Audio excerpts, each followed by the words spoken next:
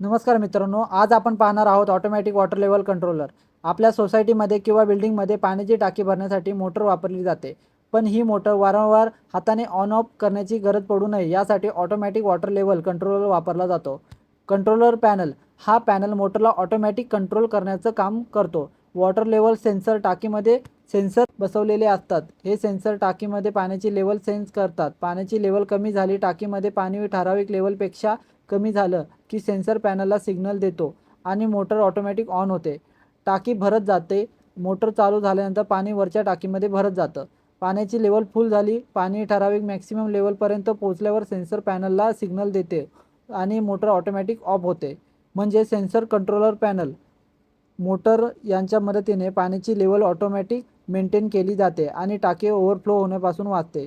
आणि तुमच्या सोसायटीमध्ये किंवा घरी ऑटोमॅटिक वॉटर लेवल कंट्रोलर बसवायचा असेल तर या कंप्लीट कंट्रोल सिस्टमची कॉन्टॅक्ट डिटेल मी व्हिडिओच्या डिस्क्रिप्शनमध्ये दिलेली आहे। तुम्ही तिथे दिलेल्या नंबर कॉन्टॅक्ट करू शकता। अशाच इलेक्ट्रिकल प्रॅक्टिकल नॉलेजसाठी इलेक्ट्रिकल प्रॅक्टिकल मराठी या यूट्यूब चॅनलला सबस्क्राईब करा। धन्यवाद।